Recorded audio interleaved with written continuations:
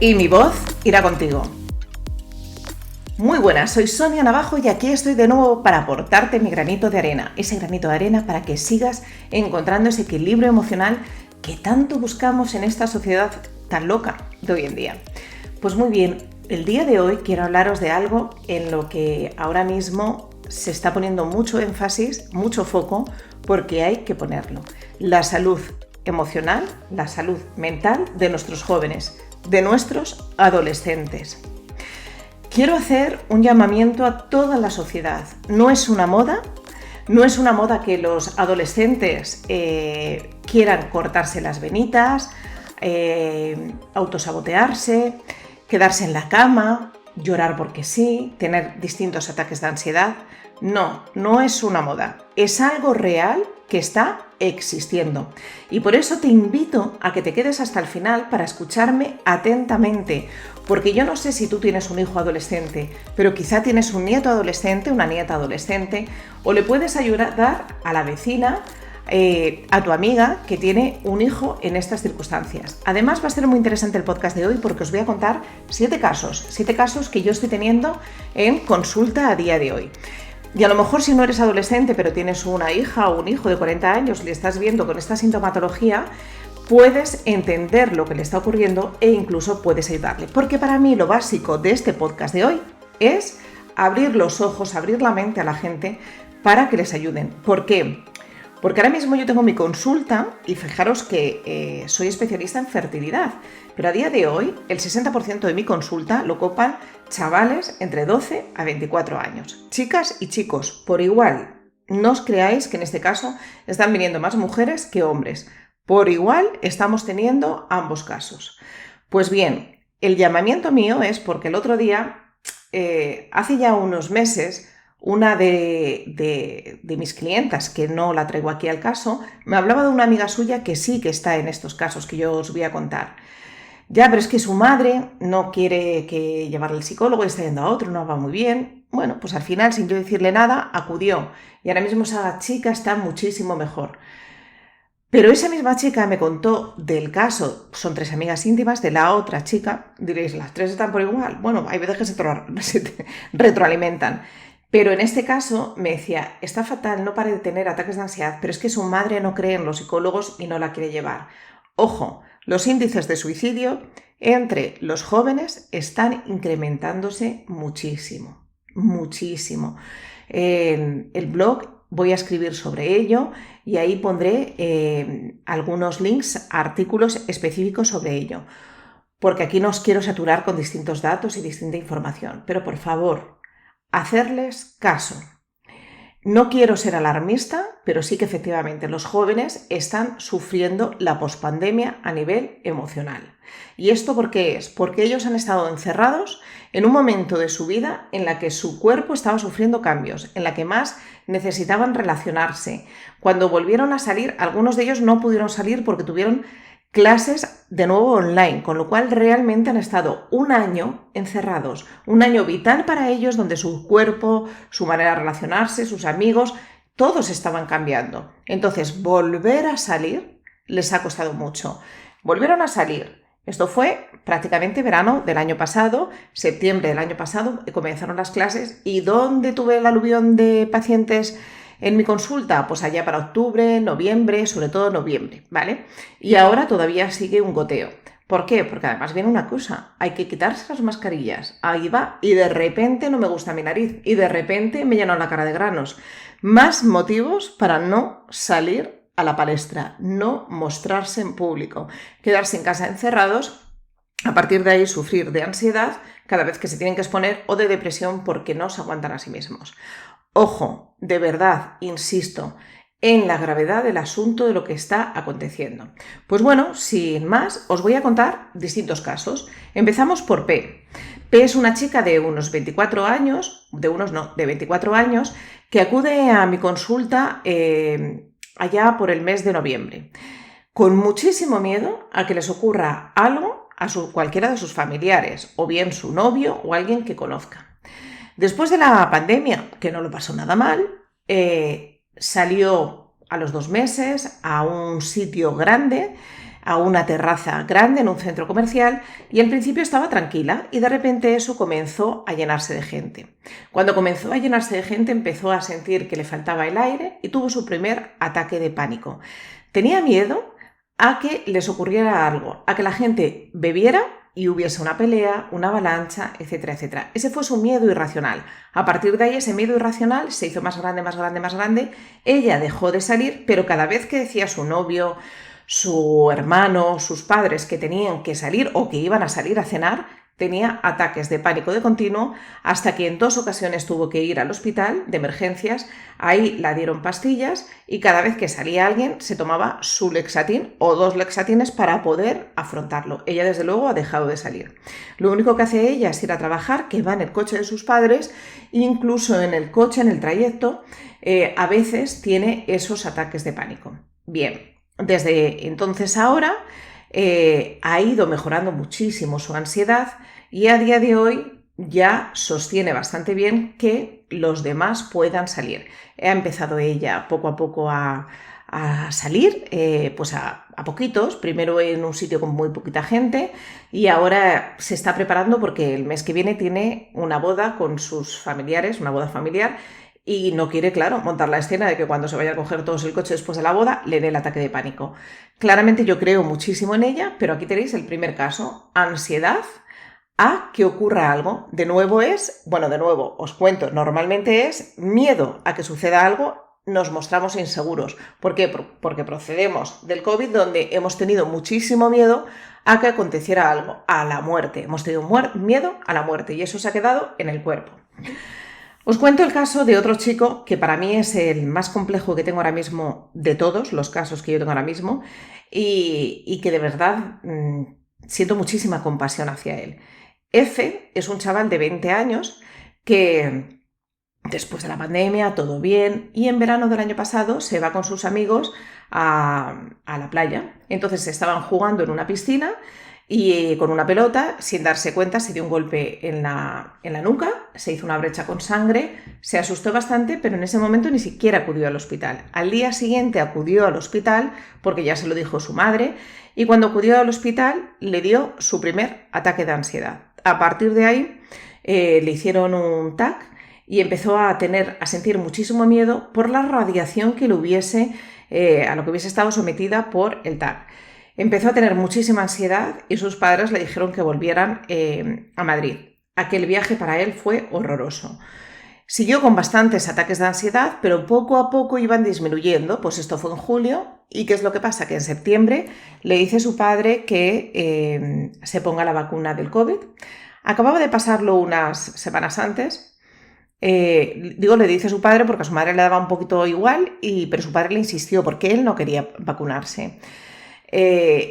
Tiene destellos de hipocondria, entonces, sabía que eso podría tener consecuencias, o se imaginaba que eso podría tener consecuencias. Efectivamente, se vacuna un día 22, el día 24 empieza a sentir vuelcos en el corazón. Literalmente, él lo llama así, vuelcos en el corazón.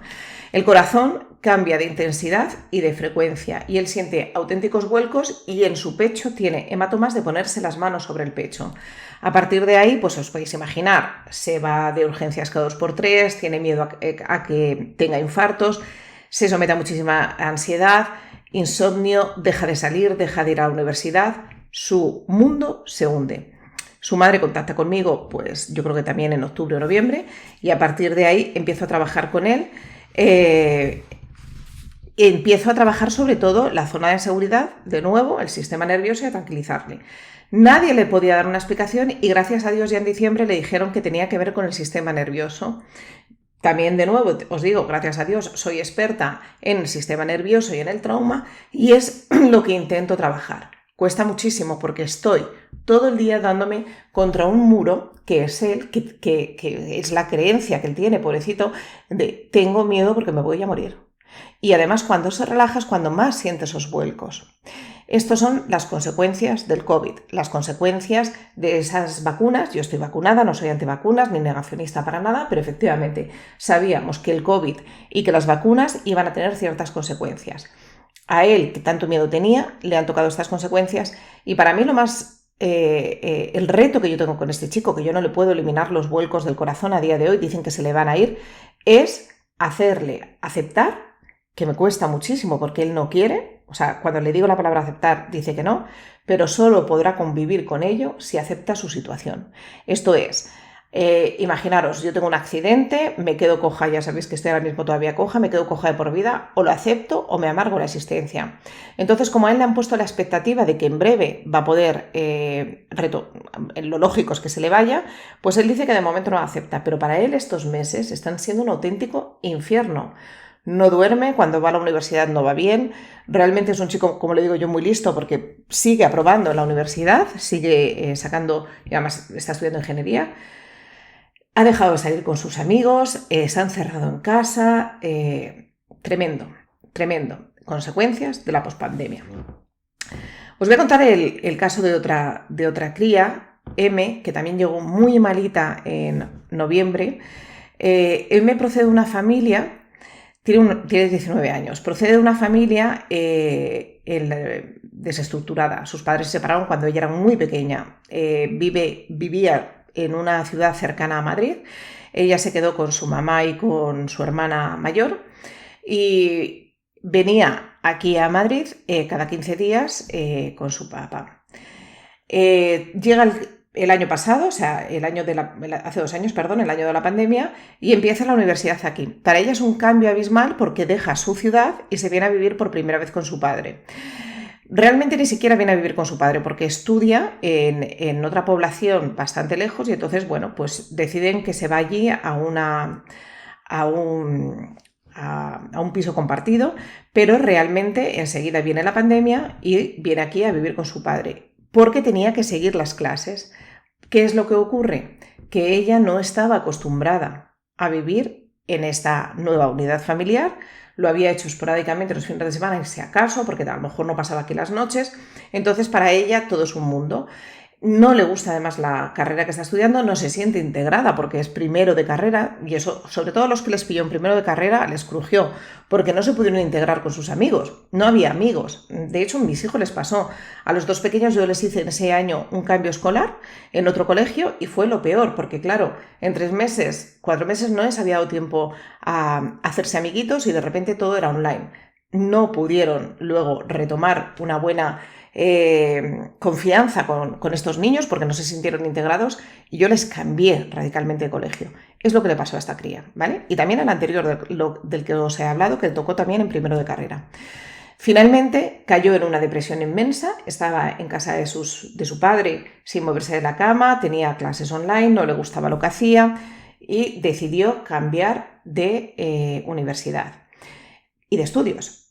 Empezó el año pasado y ella, encantada de la vida, creía que ya iba a poder integrarse, sentirse bien y fue cuando otra vez se hundió en la miseria.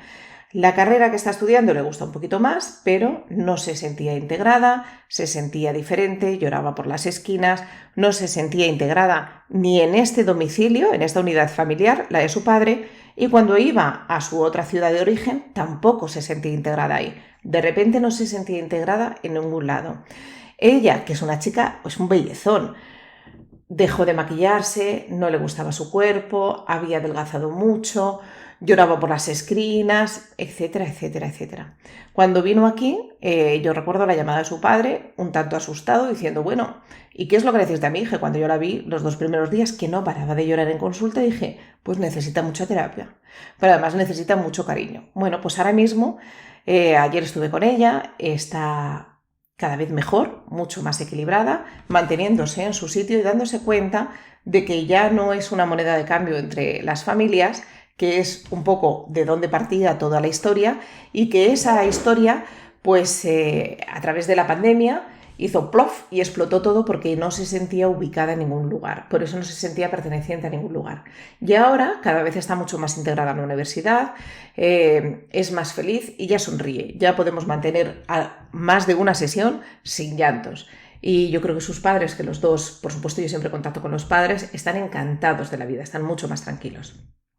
Ahora os voy a hablar de la chica que os hablaba antes, que me había mandado su amiga, de B, que el año del confinamiento le tocó también en una beca Erasmus en un país donde tuvieron doble confinamiento, el nuestro más otros 3 meses más. Entonces, claro, ella estuvo allí en su beca, estaba encantada de la vida. Yo mantuve en aquel momento 2 estudiantes que justo les pilló Erasmus fuera, y eran clientes míos anteriores, y les estuve sosteniendo y atendiendo en sus Erasmus. Entonces, claro, si estaban en un lugar con muchos más estudiantes, o bien se llevaba bien con ellos o mal, ¿no? Y luego también dependió mucho de los países donde se encontraran, porque algunos volvieron y otros muchos se quedaron allí. Bueno, pues el caso de esta chica es que se quedó allí, las clases las tuvo online. Entonces, ¿qué es lo que le ocurrió? Ni se integró allí, ni se integró aquí, porque aquí durante un año no estuvo,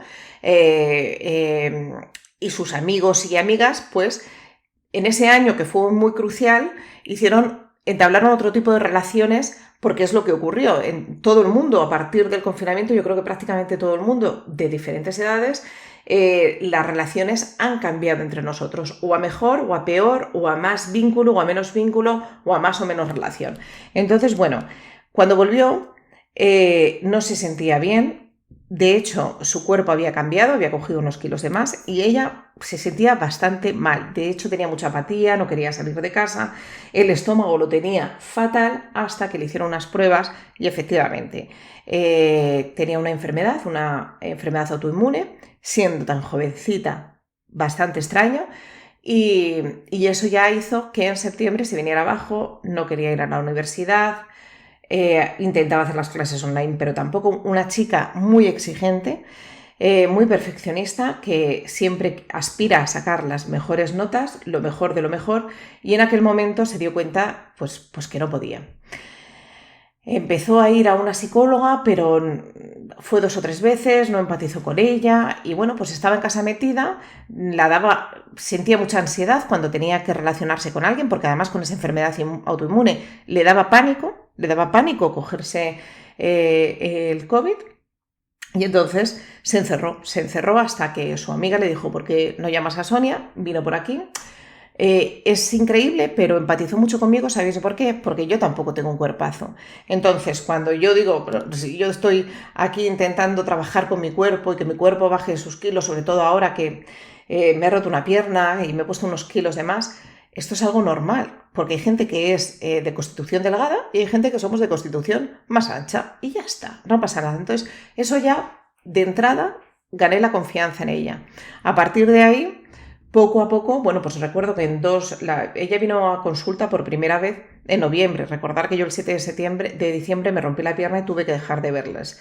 Pero conseguí con ella que fuera ya en diciembre a una exposición en público en su universidad. A partir de ahí, en enero, llegó a examinarse de la mitad de las asignaturas, que no pensaba examinarse de ninguna, y empezó unas prácticas en una empresa. Va tranquilamente. Bueno, la primera vez que le mandaron a hacer algo, dijo que se puso mala. Mentira. Esta nivel le dio un ataque de ansiedad, no quería hacerlo. Su nivel de exigencia era tan grande que no sabía cómo hacerlo y no se atrevía a decir que no podía hacerlo, y no lo hizo. Entonces lo trabajamos y a día de hoy está absolutamente integrada en las prácticas, en esa beca. De hecho, le han ofrecido quedarse, o sea que está muy bien valorada. Y estamos trabajando la aceptación de su enfermedad, porque es una enfermedad para toda la vida y cuanto antes lo acepte mejor, y de su nivel de exigencia. Ella ya se relaciona y con asertividad, cuando siente miedo, no se siente protegida por el tema del COVID, lo dice tranquilamente.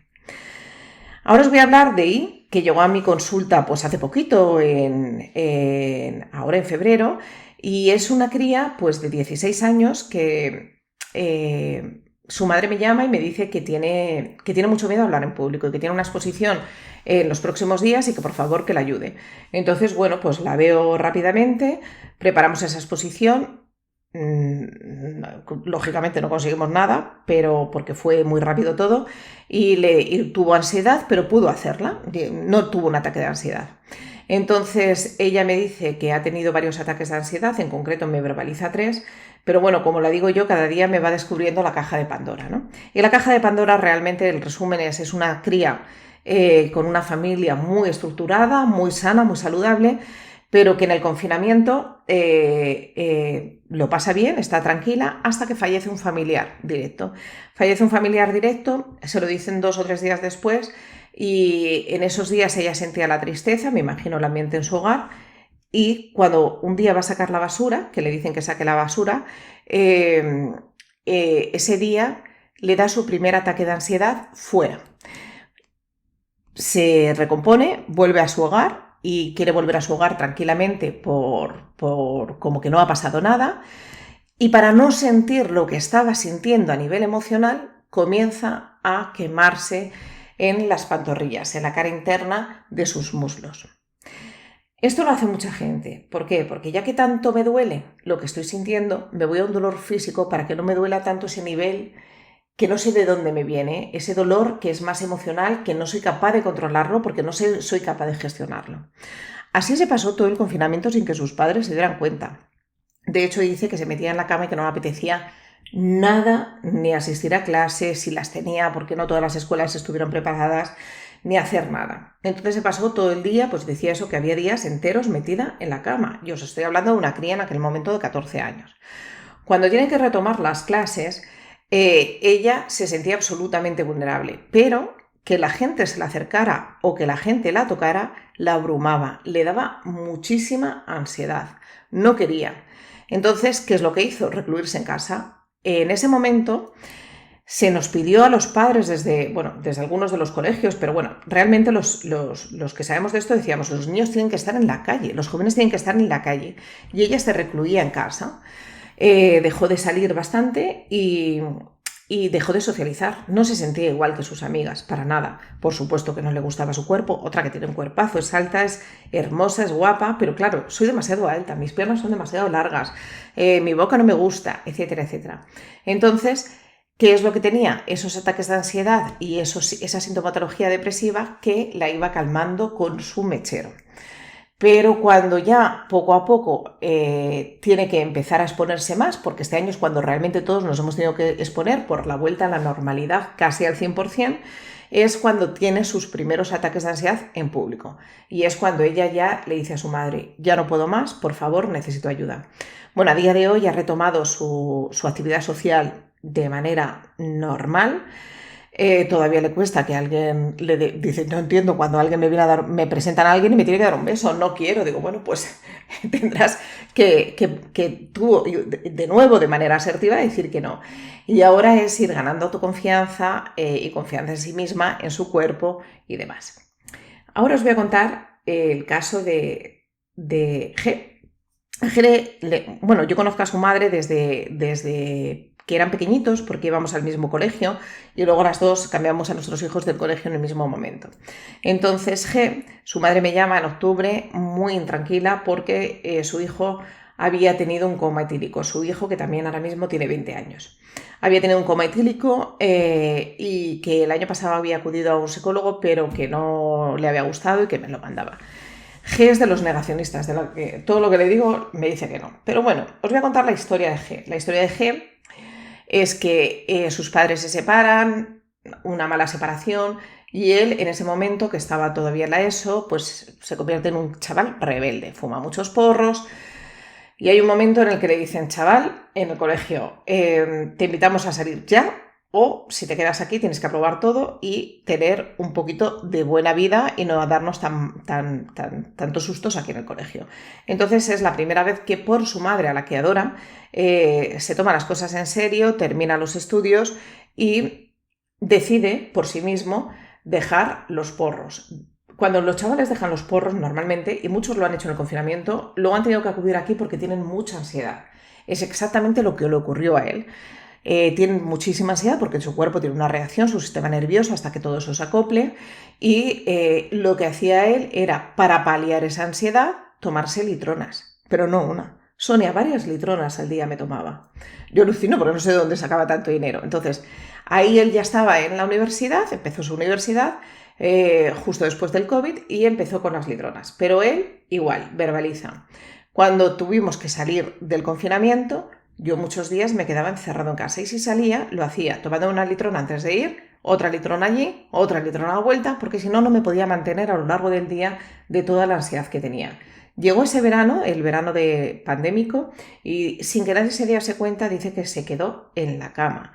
totalmente en la cama porque él se daba cuenta de que no podía seguir así con ese índice de consumo de alcohol, entonces lo bajó muchísimo excepto los fines de semana y lo que hacía era quedarse en la cama porque se sintió abatido, triste, no podía con su vida, vamos, una depresión del caballo. Decidió dejar también los estudios, fijaros lo que más o menos les pasó a todos en ese año, y hacer una FP. Entonces él ya estaba muy contento porque está haciendo algo que le gusta, empezó el año pasado, un esfuerzo muy grande porque es muy lejos de donde vive y demás, y a partir de ahí es cuando empieza a venir aquí y dice que tiene ansiedad de continuo. Él dice que tiene ansiedad de continuo desde que se levanta y su miedo, la ansiedad realmente es un miedo al miedo, es un miedo irracional. Su miedo es, de nuevo, perder la seguridad, que algo le ocurra. Cuando él se levanta por las mañanas, él está solo, luego lleva al instituto y allí está con más gente. Normalmente cuando está con más gente y está focalizado en algo, él no tiene ansiedad, pero cuando está a solas, tiene ansiedad. ¿Vale? Entonces, esa ansiedad es el estar en estado de alerta de continuo porque siente pánico que le ocurra algo. Insisto, este chaval viene de antes, pero normalmente ese miedo que hemos tenido, este sistema de alerta que hemos tenido todos en el confinamiento, pues a algunos se les ha quedado ahí perennes y sobre todo a los chavales jóvenes que estaban en un momento de crecimiento, daros cuenta, de reajuste a nivel cerebral, a nivel del sistema nervioso, etcétera, etcétera. Pues bien, cuando digo que es negacionista es que cuando le digo las cosas que tiene que hacer me lo niega todo y luego digo, pero ¿cómo te encuentras igual? Pero ya vamos a ir sutilmente buscando ciertas cositas y cada vez está bastante mejor. ¿Qué es lo que hace este chaval? Cuando sale los fines de semana, que es su válvula de escape, se bebe 1 litro de alcohol del duro, ron, por ejemplo, porque es la única manera en la que se siente seguro. Ojo al dato, ¿vale? Y finalmente os voy a contar el caso de C. El caso de C es un caso de una chica que es muy jovencita, está ahora mismo en segundo de bachillerato, es un bellezón, una niña muy inteligente, muy autoexigente y normalmente la gente que tiene más problemas emocionales es gente que es muy exigente, muy perfeccionista, muy rígida, que le cuesta socializar, es un perfil bastante típico, ¿no? La exigencia nos hace mucho daño muchas veces. En breve hablaré de ello. Bueno, el caso es que ella después de la pandemia, ella estaba súper enamorada, lleva años saliendo con el mismo chico, después de la pandemia, en ese verano, es la primera vez que le es infiel, entonces se lo cuenta y el chico pasa un año muy malo y al final el verano pasado lo deja ella porque es que no puedo seguir así, le dicen las amigas déjalo, muy jovencita, lo deja y en ese momento se va de vacaciones y el mundo se la cae. No hay apego, no hay un lugar donde sujetarse, porque a estas edades el apego con los padres es muy escaso, sobre todo si no viene de un apego seguro anterior, ¿no? Entonces de repente su mundo se cae y dice, yo no puedo vivir así, me muero de miedo. Ella se había ido de vacaciones a la playa, creo que estuvo unos 10 días, esos 10 días estuvo en la cama con ataques de ansiedad de continuo y sin parar de llorar. Su madre, yo le pregunto, ¿y tu madre se dio cuenta? Brevemente, yo le decía que se quedara y ella se iba. Ojo al dato, por favor, cuando veáis un chaval en la cama no digáis, es que es adolescente, algo está ocurriendo. Cuando volvieron retomaron la relación, ahora ella sí que se separa de él porque hace vida, gracias a Dios, hace vida con otros amigos y demás, pero para ella es un mundo. No se puede separar de él, tiene miedo a que le pase algo a él o que la relación se rompa. Absolutamente celosa, pero no porque se enrolle con otra mujer, sino porque se quede sin él. Si se queda sin él, su suelo se le cae, ¿vale? Un problema de apego increíble. Y con esto yo ya os he hablado un poco de lo que ha ocurrido y os he contado distintos síntomas. Claramente, ya os lo he contado. Cuando veáis un chaval que tiene problemas a la hora de relacionarse, que no quiere salir de casa, que tiene ansiedad, que tiene cierta irritabilidad, que contesta mal, que está apático, que ahora te dice, no me quiero quitar la mascarilla. Por favor, insisto, no digáis, son cosas de críos, son cosas de adolescentes. Porque efectivamente, como dice mi amigo el Dr. Kahn, el acupuntor que escribió conmigo el libro de Abona tu fertilidad, dice, los adolescentes es que adolecen de inteligencia, de equilibrio, de serenidad, y me hace muchísima gracia, porque es verdad. Pero por eso estamos los padres. Los chavales a los 18 años no son mayores de edad, ojo, necesitan de nosotros.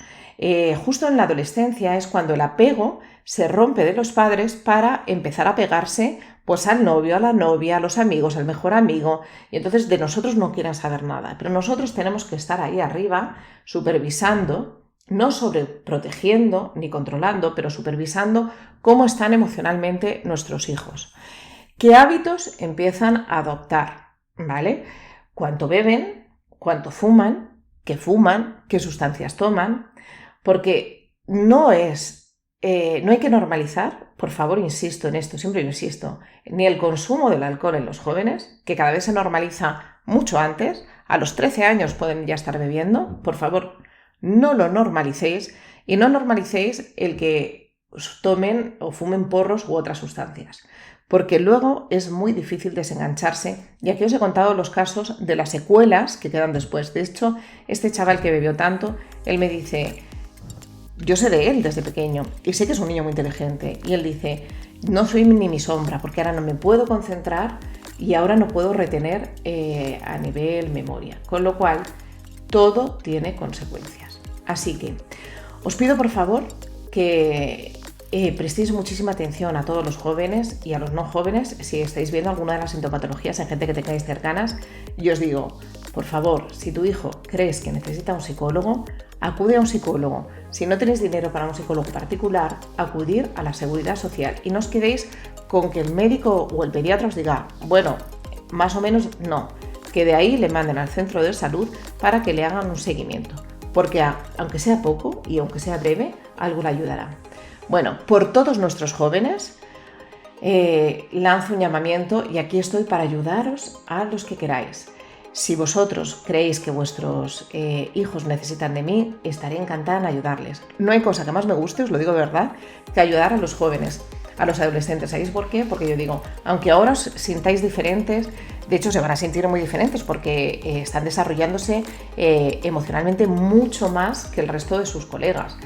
El día de mañana estos niños, si salen de donde están, yo les llamo niños, porque por 25 años que tengan, para mí son niños. Si salen de donde están súper fuertes, serán grandes personas y habrán hecho ya un gran trabajo de limpieza y dejar atrás mucho dolor.